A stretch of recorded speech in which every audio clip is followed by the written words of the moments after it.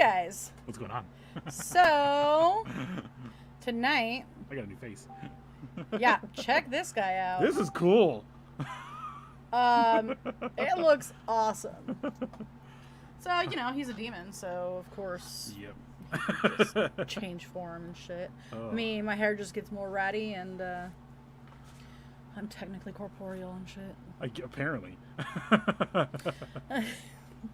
So, right. Tonight we are talking about Willy Pickton. Willy Pickton. So. Hey! Hey. Hello, Hi, Natalie. whoever tagged me. That was... Hello. And hello. Hello, other 3 viewers as well. Well. Thanks, Natalie. She says, ooh, you guys just get cooler and cooler. Or hotter and hotter. Yep. He is a demon. It's really hot sitting next to him. It's hot in here. God. So tonight we are talking about... Oh, hey, Cosmo, what's Hey, Cosmo. up? What's going on? Tonight we are talking about Willy Pickton, the pig farmer from hell. That too. Yeah, we are talking about Willy Pickton, the pig farmer from hell. And let's just get into this. So if you guys didn't know, this is one of Canada's most prolific serial killers. Yes, Natalie, we are talking about bacon. Well, there's a chance that if you've lived in Montana or any of those places, back in the 80s, you ate people. It's that long pork. Yep. The delicious long pork. The delicious long pork. It just melts in your mouth. Alright, so Robert William Pickton, known as Willy Pickton, was born October 24th, 1949, and is a Canadian serial killer and former pig farmer. I almost said American serial killer because I'm so used to that. Yep. I mean, the Canadians are just so he is nice. an American serial killer. It's part of North America. Not the U.S. Yeah. But I mean, the Canadians are just so nice, eh? Oh, God. Canadian bacon, you hosers. That reminds me of the movie Canadian Bacon. That movie was freaking awesome. Mikey! Mikey, what's up, man? Alright, so after dropping out of school, Pickton soon began working full-time at his family's pig farm. He was arrested in 2002. He was convicted in 2007 of second-degree murders of 6 women, and also the subject of a lengthy investigation that yielded evidence of numerous other murders. Pickton was charged with the deaths of an additional 20 women. Many were from Vancouver's downtown east side, which I believe we've touched on that area before. But these charges were stayed by the Crown in 2010. Pickton was sentenced to life in prison, and he had no possibility of parole for 25 years. The longest possible sentence for murder under Canadian law at the time. He will probably be out right now in a couple years. No joke. He will be out in a couple years. Probably. Yeah. Playing Samurai Showdown for Sega Genesis. What? Nice. I miss my Sega Genesis. Oh, everyone's coming in now. Look at this. Hey! I got new horns. Dude, seriously. This works right here. This is like seriously such a cool mask. Look at this flaming piece of meat next to me. And I don't mean like flaming. I mean like he's hot. Hey. Stop it. I would still do Where's you. Jake? Where's Jake? I don't know. Speaking of flaming. Jake, where are you? Send it to him. Hey, Mike. Hey, Mike. How are you? So, during the trial's first days of jury evidence, the Crown stated that Pickton had confessed to 49 murders to an undercover agent from the Office of Inspector General who was posing as a cellmate. The Crown reported that Pickton had told the officer that he was to kill another woman to make it an even 50. Yeah, I actually do believe he was going for 50. Or he was trying to just go for as many people as possible. Now, Jacob, come hither to the feed. there's another thing with him, too. Hi, Sven. Hi, Sven. How are you? He is a missionary killer, too. You'll see here. When we get into this, Willy Pickton, even though he picked up sex workers left and right and went after them, he never drank, never used drugs or anything like that. Even though he sold drugs to them, and used drugs to get them to come over. Mm-hmm. So he said he was caught because he was sloppy. Yeah. Which I'm sorry is kind of funny for a pig farmer. Well, no. The weird thing is he wasn't exactly. When we get into it, like, okay, so the Vancouver PD at the time did not care about the women that he was killing. They were sex workers to them, and they were like, oh, he's already just doing a job as it is. He was actually almost got caught a couple different times. You know, one of the times the one of the girls he actually gutted. She ran down the road, got help. She cut his face into his cheek, into his mouth. And I think almost got his artery right there. But she was literally running down the road with guts in her hand. Someone picked her up. A couple picked her up, and then they went and got help. They called the police on him. Hi, Then Willy Pickton and his brother. Mind you, another thing we're going to get into here for a second. Willy Pickton, he's a multimillionaire. No joke. I'm sorry, but I'm laughing because apparently you remind Sharon S. of Giles. We'll bring it up. When he got turned into a demon. Giles. Who's Giles again? Don't remember Giles? Mm-mm. The one with the accent? British accent? Buffy From the what? Vampire. Oh, I never watched. I said Buffy. Oh, I didn't see Buffy for a second. That's a compliment, by the way. Yay. I take that as a compliment too. Yeah. He was awesome as a demon. Anyway. But I forgot what I was saying. Well, let's go into his early life. So, Robert William Pickton was born to Leonard and Louise Pickton, a family of pig farmers in Port Coquitlam. Yeah, you said it right. In British Columbia, 17 miles east of Vancouver. Before he was born, his older sister Linda was sent to live with relatives in Vancouver as their parents thought that the pig farm would be an inappropriate setting to raise a lady. Another thing too. 4-H disagrees. Huh? I said 4-H would disagree. For what? The pig farm being an inappropriate place to raise a lady. No, it's how they were raising the lady, and actually, the daughter just left because she got fed up with her own family. Well, so they were not good people, not by the at all. So good. Well, Robert and his younger brother David began working the farm at their early ages. At very early ages. Luis was very demanding, prioritizing the pigs over the brothers' personal hygiene and forcing them to work long hours, raising the farm's livestock. She often sent them to school unwashed, dirty clothes, reeking of manure, and this earned the brothers the nickname Stinky Piggy from their classmates. They actually took as a sign of respect. They actually liked it. They did not like to bathe. That's another thing too. They did not like to bathe in any way, shape, or form. Hi, Jeff. Hi, Jeff. Willy Pickton actually hates water. He doesn't. The most he takes a bath at. I'm pretty sure now that he's actually in prison now. They make him bathe regularly, but he would not bathe at all. And even as a kid, they did not care about the house was left open. Livestock would run through the house rampantly, like using the bathroom all over the place, everywhere. It just.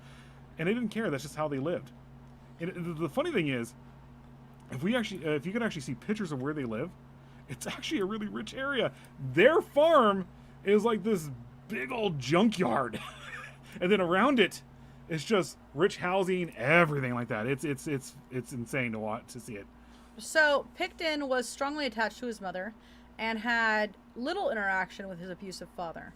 When he was in his early teens, he used his savings to buy a calf, which became his beloved pet. One day, after failing to find it after school, he was told by his mother to check the barn, where he was heartbroken to find it slaughtered. Mm-hmm. He walked in on it in the same barn where he killed his victims. Well, we haven't got there yet. You're jumping ahead here. Okay.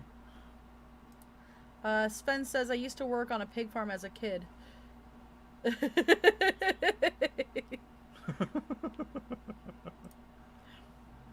Sven, is there something we need to know? People share out the feed, say hi to both of you. Thank you so much. I appreciate it. Yes, please, guys. Please share, follow, like, smash that bell, get those notifications out.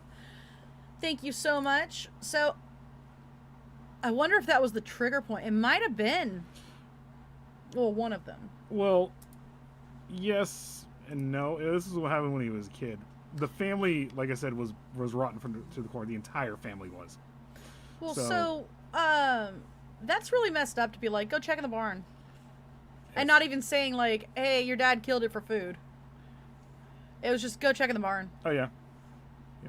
Pickton dropped out of school in 1963 at the age of 14 and acquired a position as a butcher's apprentice. In 1970, he left his apprenticeship to work full-time at the family farm. His father died in 1978. His mother died the following year, leaving the farm to Pickton and his two siblings. Linda and David did not even want the farm, though. David took over the house, and Willie began running the farm on his own while living in a remote area of the property in a trailer. Again, at the time, too, they bought this farm for next to nothing. Mm-hmm. By this time, they already acquired a lot of money, hundreds of thousands. They just lived in poverty on purpose because they just didn't spend the money. They're actually really good. The family to this day is still really good at making money. It's insane to think of that way. But Willie, I don't think he was allowed. How old was? I think he was like 8, or how old was he when this happened? He didn't get his share. They each got. He was old enough. His mother purposely put in the will that he wouldn't get his share until like 25. All the siblings actually got 90 grand, 100 grand each, and then portions of the farm and stuff like that. Willie was supposed to get his share later on because his mother actually knew too that Willie was not all there. Well, it's her fault. Yes and no. This is one of those nature things, actually. Let's get into the murders. Worker Bill Hiscox called the farm a creepy-looking place and described Pickton as a pretty quiet guy whose occasional bizarre behavior, despite no evidence of substance abuse, would draw attention. The Pickton brothers began to neglect the site's farming operations. They registered a nonprofit charity, the Piggy Place Good Times Society, with the Canadian government in 1996. You know who played there? Claiming to organize, coordinate, manage, and operate special events, functions, dances, shows, and exhibitions on behalf of service organizations, sports organizations, and other worthy groups. Go ahead. You know who played there? Who? Nickelback. No joke. You can find it. That was one of Nickelback's first shows. They actually played there. This was a place where, so the Pickton family actually had ties to the Hells Angels and stuff like that. They actually had ties to... Hey, Azazel! Hey, Azazel, what's going on? They actually had ties to biker gangs and stuff like that. And basically that's what this place was. It was a not so... oh, no, it was a strip club. It was a not so neutral Cook's Corner? It was basically it was a straight up strip club, and they would rent the place out, make thousands in a weekend, easy. That's awesome. Yeah. Kind of. So that's events. Oh, thank you so much. Because she said his cocks. Hancock. It's foot penis now. No, it's. Never mind. That's why. John Foot Penis. It's Hancock. What? Never mind. Mind your business. That's why. God damn it. We did it again. I told somebody earlier that there's at least one Seth MacFarlane reference per show. Yeah. So its events included raves and wild parties featuring Vancouver sex workers and gatherings in a converted slaughterhouse on the farm at,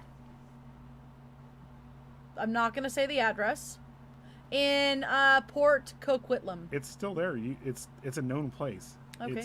So you can say where it's at. It's 953 Dominion Avenue, Port Coquitlam. These events attracted as many as 2,000 people. Members of the Hells Angels were known to frequent the farm. Mm-hmm. So you're jumping ahead of me. Well, we're talking. The notes are all kind of out of order here. Right? On March 23rd, 1997, Pickton was charged with attempted murder of a sex worker, Wendy Lynn That's her. Eistetter, whom he had stabbed several times during the altercation at the farm. Eistetter had informed the police that Pickton had handcuffed her, but that she had escaped after suffering several lacerations. She told them she had disarmed him and stabbed him with his own weapon. Ran down the road with her guts, no joke, in her hand. That she literally had her stomach opened up and everything was out, and she was holding it. Yeah. Sorry, I wasn't laughing at the guts hanging out. I was laughing at foot penis. Pickton sought treatment at Eagle Ridge Hospital, while Eistetter recovered at the nearest emergency room. He was released on $2,000 Canadian bond. Port Coquitlam officials he was charged. I totally just like ADD'd out. Okay. The charge was dismissed on January of 98. Months later, the Picktons were sued by Port Coquitlam officials for violating zoning ordinances, neglecting the agriculture for which it had been zoned, and having altered a large farm building on the land for the purpose of holding dances, concerts, and other recreations. Mm-hmm. The Picktons ignored the legal pressure and held a 98 New Year's Eve party, after which they were faced with an injunction banning future parties. The police were authorized to arrest and remove any person attending future events at the farm. The society's nonprofit status was removed the following year for inability to produce financial statements, and it was subsequently disbanded.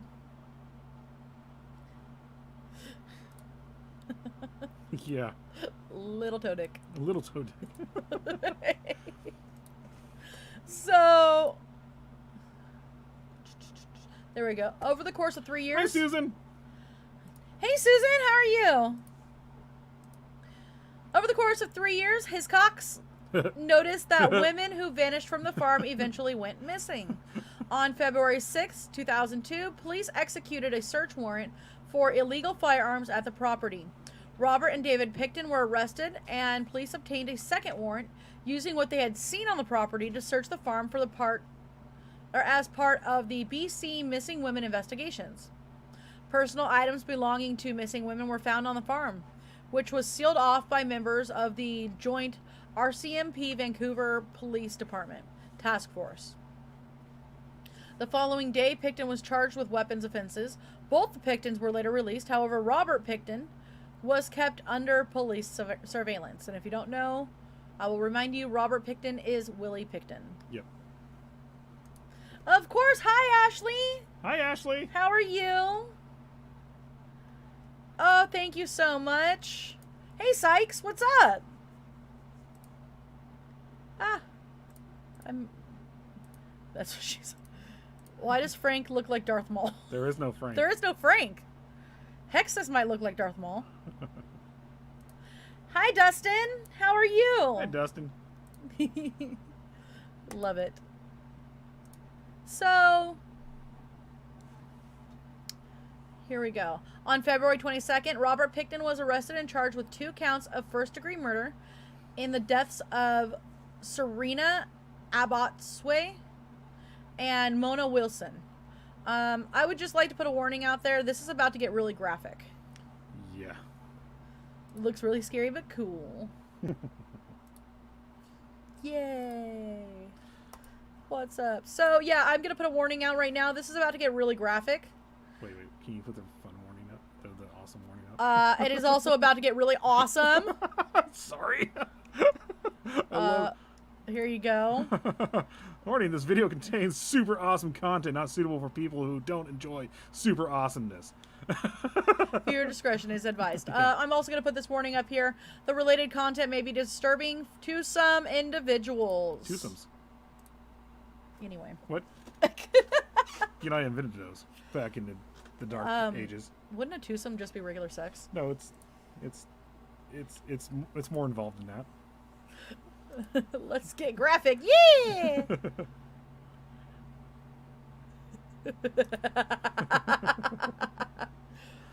I think that's his job. That's my job. Actually, a Ka would bring you back to life, and then you would have to In a pet cemetery. Yeah, you got to be buried in a pet cemetery. Then she'll bring you back.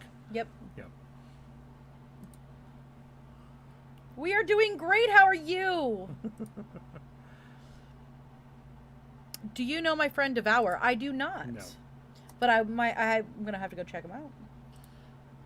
So, on April 2nd, 3 more charges were added for the murder of Andrea Joesbury. What? Was laid on April 9th. What? Oh, here we go. 3 more charges were added for, Jacqueline McDonnell, Diane Rock, Heather Bottomley. 6 charges for the murder of Andrea Joesbury was laid on April 9th, followed shortly by the 7th for Brenda Wolfe. On September 20th, 4 more charges were added for the slayings of Georgina Papin, Patricia Johnson, Helen Hallmark, and Jennifer Firminger. 4 more charges for the murders of Heather Chinnock, Tanya Holick, Sherry Irving, and Inga Hall were laid on October 3rd, bringing the total to 15. This was the largest investigation of any serial killer in Canadian history. This is one of the most prolific serial killers in Canadian history for how long it went on for. Yes. It went on from the 70s, late 70s, or there's actually if it was in the 70s, then it was probably his parents. No, late 70s. His parents died in the late 70s. I'm sorry, early 80s. Whatever, 78. It's around then is when things really started. Well, his dad died in 78, his mom died in 79. But he was 14 and He was not 14. 3. Yeah. So then he was in his 20s in the late 70s. Just saying. It's very possible. Why does this do that?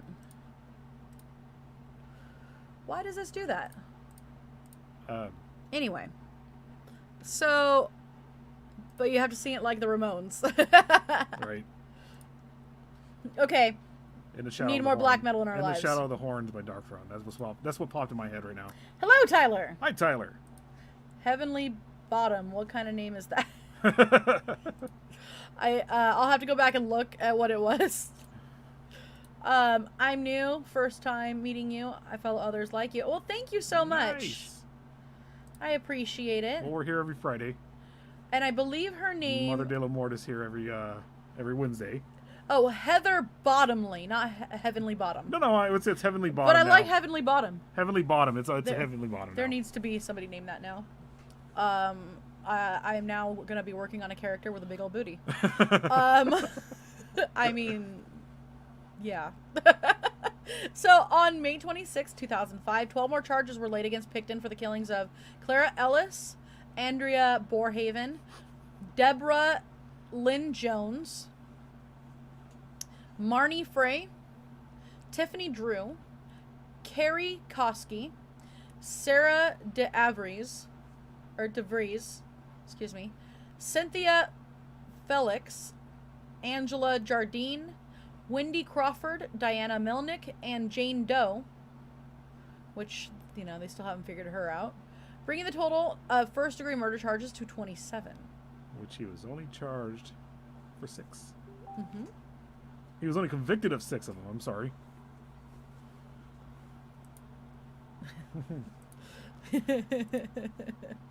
I'm on my way to work while listening to... Nice. Oh, nice. It was very nice to meet you. Bye. Yeah. It gets a little brutal here. Oh, the trial itself was... he almost got away with it, because the Canadian police and even the judge didn't really care about sex workers in any way, shape, or form. They really did see him as doing a service to... I don't think we've mentioned that they were sex workers yet. We haven't mentioned there were sex workers left and right. So, in case we haven't really said it, Yeah, they were sex workers, and they were predominantly indigenous. Yep. First Nation. Mm-hmm. And so... Canada does not treat the First Nation right in any way, shape, or form. No. So excavations continued at the farm. Through November 2003, the cost of the investigation estimated to have been about $70 million Canadian by the end of 2003, according to the provincial government. As of 2015, the property is fenced off under lien by the Crown in right of British Columbia. In the meantime, all the buildings on the property except a small barn have been demolished.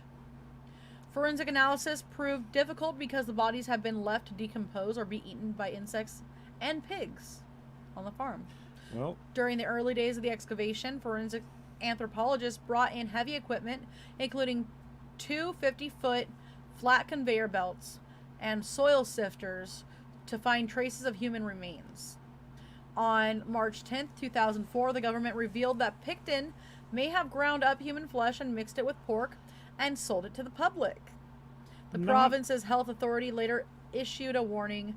Another claim was made that he fed the bodies directly to the pigs. He did all the above. And the funny thing is that where he sold pig meat to the butchers and stuff like that, the stuff that he can get away with. Mm-hmm. Now, mind you, like arms and legs and stuff like that, he actually would toss those in the woods, heads, all that stuff. Toss that out in the woods wherever he could do. That's why he actually would find skulls and stuff like that on his property. One of the things that he actually did that was a Go ahead. One of the things that he actually did, where he sold stuff to, mm-hmm. was sorry, I lost my train of thought.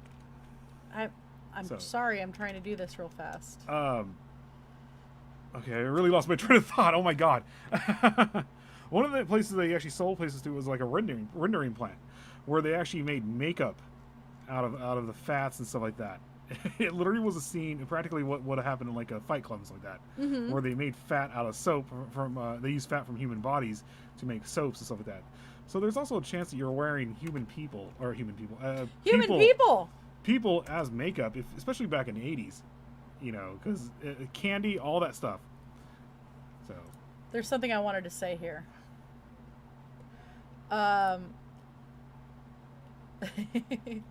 So if you guys have seen Snatch, I'm gonna quote it.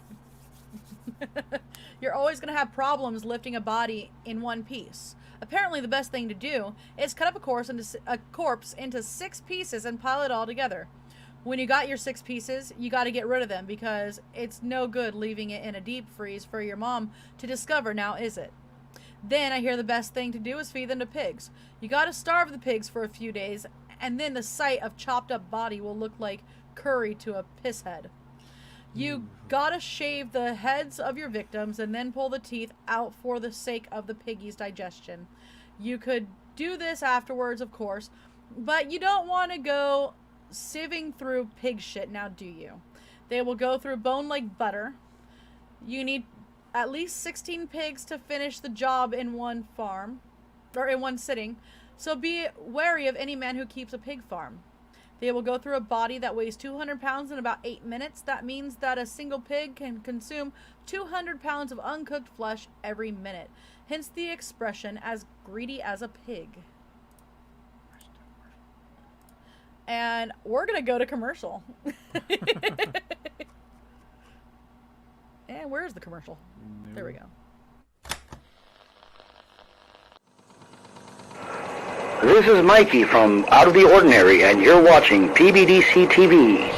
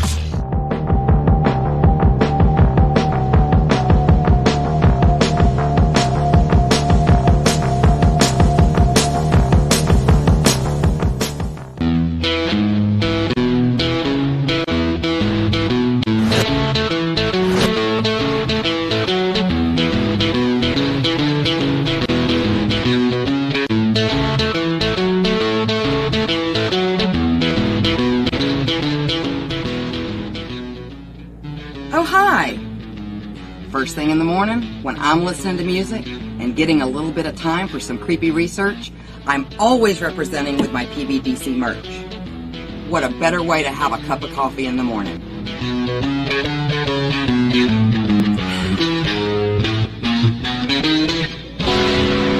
Don't forget to check out our other cool merch at rootsbleedred.com. That's rootsbleedred.com. This is Professor Edgar Fluffosaurus from Spooky Tales with Steve the Cat, and when I'm not hosting Monster Chat or knocking down small Japanese cities, I'm watching PBDC TV. Now back to the show. All right. Hello. Natalie, you have the same idea that I did. Yeah. That's great. Yeah, it's pretty bad, Cosmo. Yeah, Sven says it seems very common for judges to give a blind eye to serial killers. It does. It's not so much serial killers, it's serial killers who go after sex workers. That's how a lot of them got away with it. Mind you, too, Gary Ridgway was active during the same time Willy Pickton was active in Vancouver, and he was in Seattle, Washington. And they actually think a lot of some of Willy Pickton's victims are actually Gary Ridgway's victims. So. What mask? Mask? I'll tell you later. I'll talk to you later, Sykes. She says the quote kept running through my head. I know. Greedy as a pig. Bricktop. I love that movie. God, I do. Okay, so here we go. Preliminary inquiry. A preliminary inquiry was held in 2003, the testimony from which was covered by a publication ban. Really? Until 2010. At the inquiry, the fact was revealed that Pickton had been charged with attempted murder in connection with the stabbing of a sex worker, Wendy Lynn Eistetter, in 1997. Eistetter testified at the inquiry that after Pickton had driven her to Port Coquitlam farm and had sex with her, he slapped a handcuff on her left hand and stabbed her in the abdomen. Which was his MO, actually. The first thing he would actually say that he would do, he would just, the minute he got a handcuff on him, and especially would get it behind their backs, he would perform, they would have sex, and then slit their throats. She said that he handcuffed her after, in this situation. Yeah, he kind of messed up in this, but for the most part, yeah, you get the handcuffs on them, put their hands behind their back. You know, they trusted him a little bit, and that's all it took. And the minute the handcuffs were on there, I think he either slit their throats or he had also a wire with attached to two pieces of wood, and would use that to cut right through that. So get this. She stabbed Pickton in self-defense. Later, both she and Pickton were treated at the same hospital, where staff used a key they found in Pickton's pocket to remove the handcuffs from her wrists. Yeah. Come on. You can actually see where this is going here. A garrote? Yes. There you go, yeah. A garrote. garrote. Yeah. Garrote, yeah. So, the attempted murder charge against Pickton was stayed on January 27, 1998, because the woman had drug addiction issues, and prosecutors believed her too unstable for her testimony to help secure a conviction. The clothes and rubber boots Pickton had been wearing that evening were seized by the police and left in RCMP's storage locker for more than 7 years. Not until 2004 did lab testing show that the DNA of the woman was on the items, DNA of two women, Borhaven and Ellis, was on the items seized from Pickton in 97. In 98, according to Vancouver Police Detective Constable Loramir Shinher, learned of a call made to a police tip phone line stating that Pickton should be investigated in the case of the women's disappearances. According to Shinher's account, described at length in his 2015 book about the case, he struggled to attract sufficient police resources and attention to the case until 2002. Search of Pickton's farm until the 2002 search of Pickton's farm by RCMP. By the way, RCMP is the Royal Crown Mounted Police. Canadian. Royal Canadian Mounted. Royal Canadian, rather. Sorry. Whatever. The Mounties. They're the Mounties. The Mounties are awesome. The Canadian Mounties in this actually were opposite of the VPD, or the Vancouver Police Department. They actually did an awesome job, and they do their job really, really well. The Canadian Police Department, the Vancouver Police Department, on the other hand, at the time, didn't care. Yeah. Natalie says, that's so sad. It kind of reminds me of that one victim of Dahmer. Yeah. Well, what happened here, too, the reason why, they also said drugs. The main thing is, too, she never showed back up for her trial because she was being intimidated by the Picktons. They had Hell's Angels going after everything before the trial. She never showed up. And because of that, it looked bad for her, and he was set free. Basically, what he also told the courts and everything like that, it was she tried to steal money from him, and then she slashed at him, and they got into a tussle, and it was basically like an accident that he stabbed her a few times, which with her guts out. So. In 1999, Canadian police had received a tip that Pickton had a freezer filled with human flesh on his farm. Although they interviewed Pickton, who denied killing the missing women, and obtained his consent to search the farm, the police didn't conduct a search at the time. Yep. So let's get into the trial. Pickton's trial began on January 30th, 2006 in New Westminster. Pickton pled not guilty to 27 charges of first-degree murder in the Supreme Court of British Columbia. The voir dire phase of the trial took most of the year to determine what evidence might be admissible before the trial, before the jury. Voir dire. Yeah. You know how I know that? Huh. My cousin Vinny. He used that term a lot in there. Well, if you want to voir dire the two youths. I'm just kidding. So, he really did that. Reporters were not allowed to disclose any of the material presented in the arguments. On March 2nd, one of the 27 counts was rejected by Justice James Williams for lack of evidence. This guy is a piece of work. He's the reason why they only got 6 convictions out of him, even though they should have got 49. Yeah. So, on August 9th, Justice Williams served the charges, splitting them into one group of 6 counts and another of 20 counts. The trial proceeded on the group of 6 counts. The remaining 20 counts could have been heard in a separate trial, but ultimately were stayed on August 4th, 2010. Natalie. Because of the publication ban, full details of the decision are not publicly available. But the judge has explained that trying all 26 charges at once would have put an unreasonable burden on the jury. Exactly. As the trial could last up to 2 years. It also would have had an increased chance for a mistrial. The judge added that the 6 counts he chose had materially different evidence from the other 20. Office of Inspector General Senior Investigator R.J. McDougald was case agent for the investigation. Look, all it takes is one case. Hey, Richard. Hey, Richard. Can you restart the show and repeat everything up to this point? Yes. All it takes is one of them to stick. Just because this guy did, it was again the same thing. He had this thing against sex workers, and they all thought the same stuff. The only reason why they really started coming after Willy was because it started getting out of hand. Natalie, what is a grit? Grits and coffee? What is a grit? Ooh, I want coffee. So you're telling me that a grit, your kitchen defies the laws of physics here. It takes, how many, what was it, like a minute and a half to cook grits. But you're telling me you can cook grits in 30 seconds.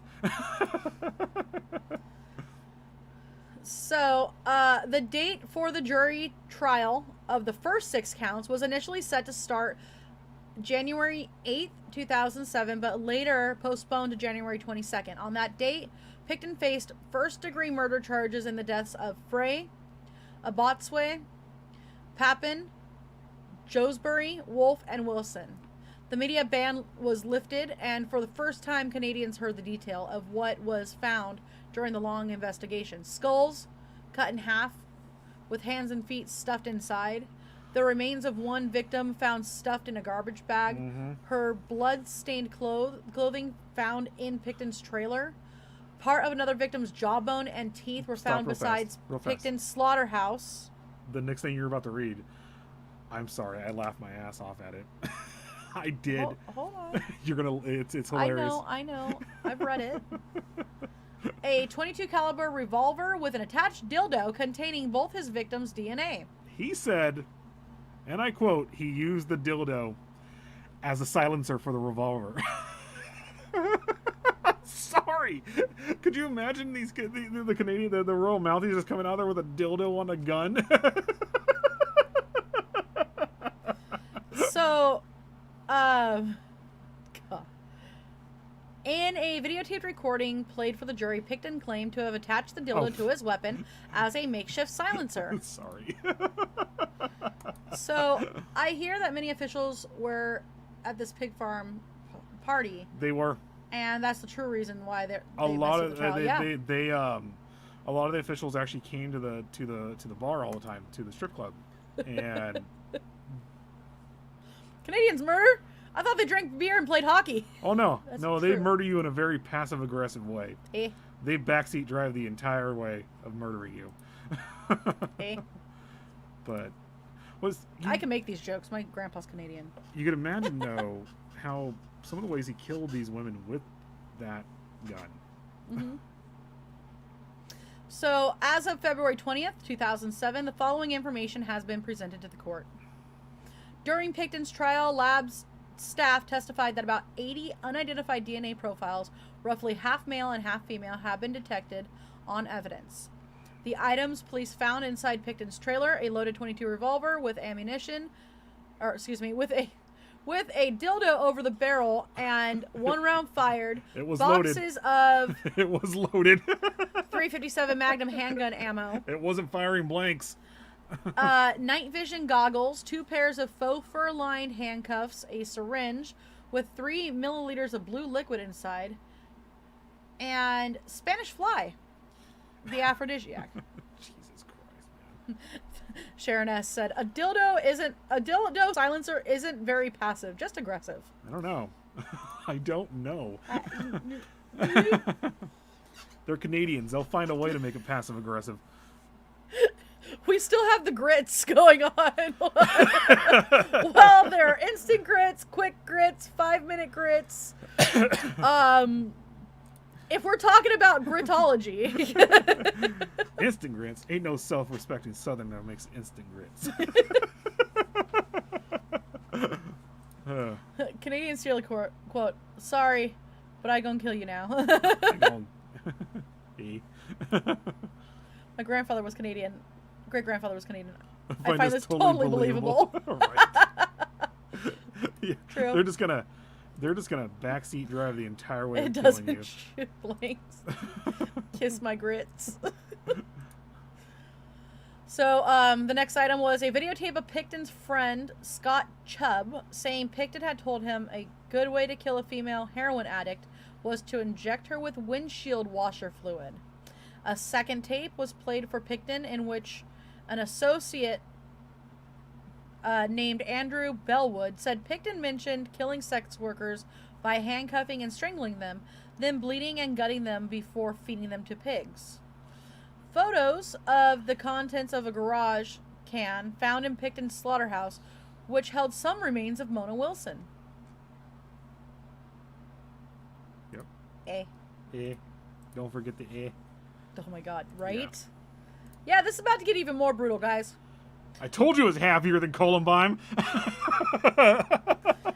In 2007, a juror was accused of having made up her mind already that Pickton was innocent. The trial judge questioned the juror, saying, "It's reported to me that you said from what you had seen, you were certain that Mr. Pickton was innocent. There is no way you could have done this. That the court system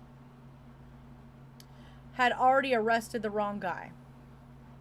Saying that the court system had already arrested the wrong guy. Yep. The juror denied this completely. Justice Williams ruled that she could remain in the jury since it had not been proven that she made those statements. It's so ridiculous. Mind Justice James Williams suspended jury deliberations on December 6th after he discovered an error in his charge to the jury. Yeah. This guy had it in for sex workers. The judge did. He didn't. Yeah. he was trying to do anything in his power to get Willy a freaking mistrial. Oh, yeah. That's what he was trying to do. Pickton was definitely a hoser. Oh yeah, a hooser.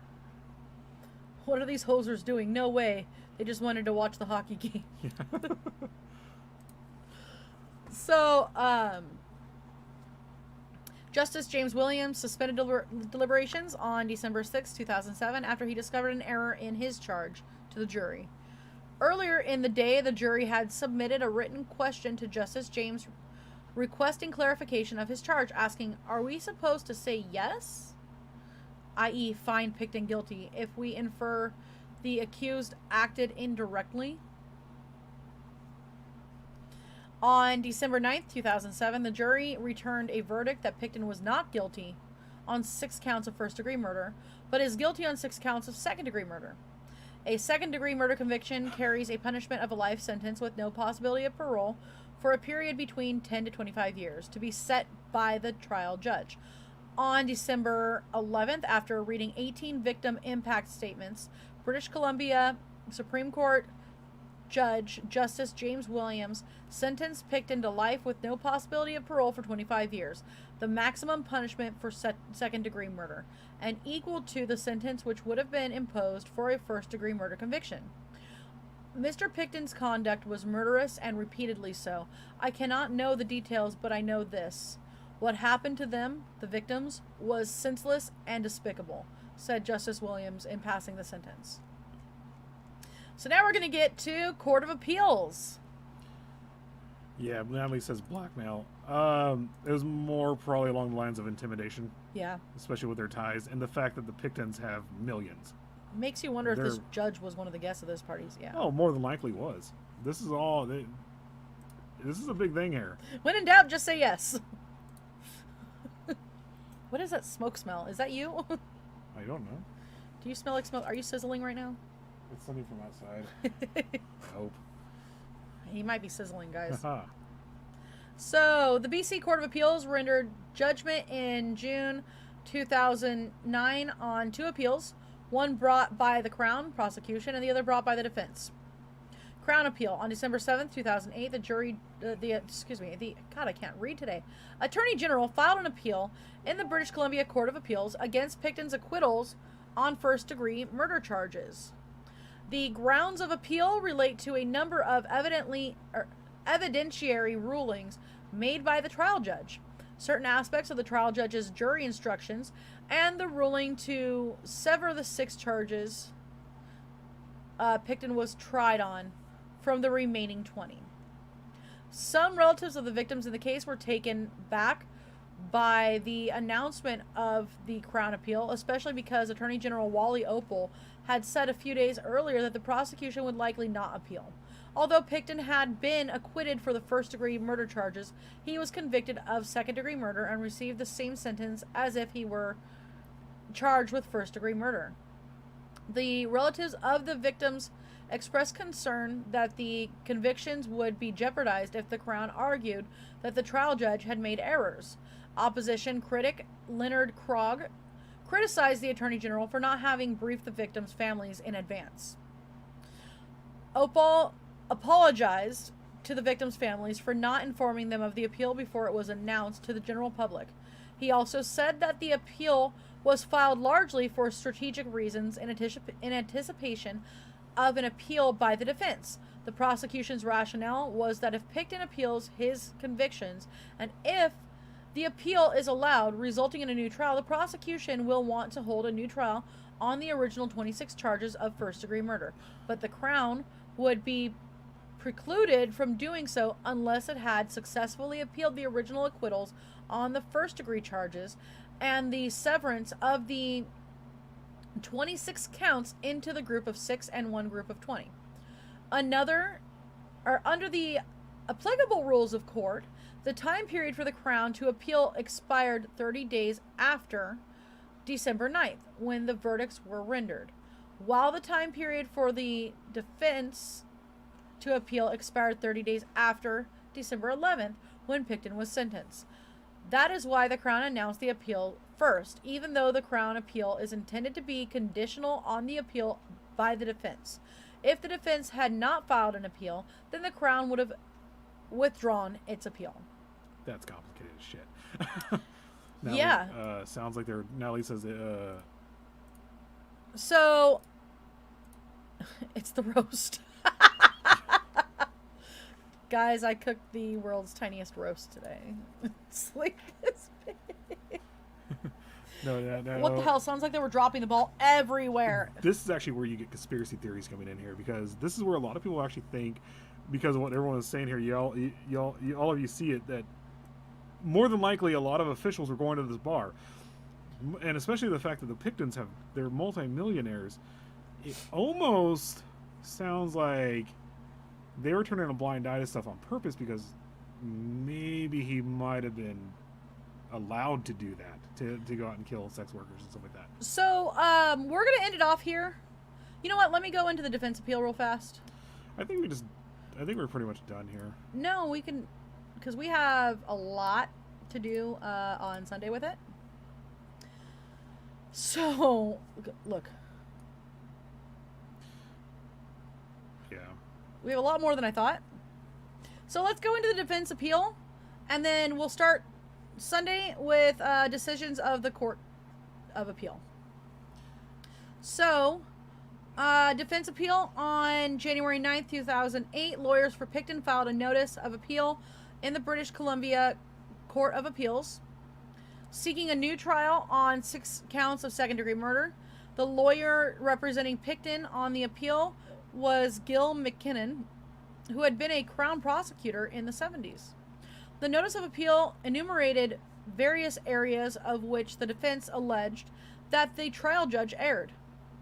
The main charge to the jury, the response to the jurors' questions, amending the jury charge, similar fact evidence, and Pickton's statements to the police. Yeah, Richard said it. I wish I got paid their money to screw up like they did. Exactly. Right. It's mind-boggling. After this trial, after everything that happened with Willy Pickton, the Vancouver PD did change, and they started taking the death of sex workers very seriously finally. But mind you, that happened it took 2007, 2008 for them to finally start doing it. You know, but my head's crooked. yeah. Natalie says Richard's spot on. Yep. All right, guys. Oh, good night, Jeff. Good night. Oh, next week Good night to everybody in here. Y'all have a good weekend. we're gonna be revisiting. So, yeah, we are going to start touching base on a few other things that we previously talked about. Which one do you want to start? Well, Oh, obviously. on the 3rd, we actually have a female serial killer. Oh, crap! I can't remember right now. Is that next Friday? Yeah. I don't remember these things. Let me show you. It's fine. I want to remember her name because I can't remember her name. Okay. So, on the 3rd, we are talking about Irina Gaidamachuk, a.k.a. Satan in a Skirt. Yep. We can't pronounce her last name either. I forgot about that. That's going to be fun. It's going to be kind of like Chikatilo. After that, though. After the 3rd, Well, if we get through with that fast. on the next week, we will be talking about Eramatio. Eramatio. We'll leave it at that. We won't say who it is, but we'll be talking about Eramatio. We're going to be revisiting, redoing Eramatio. our Well, first episode. Not do Eramatio, but let's. Our 2 first episodes, we're going to go back and revisit that serial killer. Thank you, guys. Yep. Thank you. Tomorrow night, I forgot to let you guys know this. She stole my nickname. Satan in a Skirt. Go ahead. Tomorrow night, we are going to be doing, I guess we're, kicking off spooky season tomorrow night. Oh. Yep. 11 o'clock tomorrow night. We're going to have a couple people in here. Mother de la Mort. Us.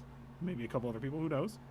But we'll be kicking off spooky season tomorrow night, actually just talking about what we're going to be doing, ideas that are coming up, everything that's coming up for the next 2 months. Some fun special announcements. Interviews. Some interviews coming up. Everything. We have some great interviews lined up.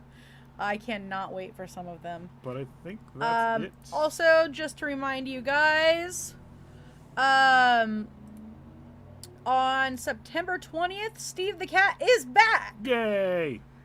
All right. All right, guys, we're out. Oh, I gotta get back over here. Bye, guys.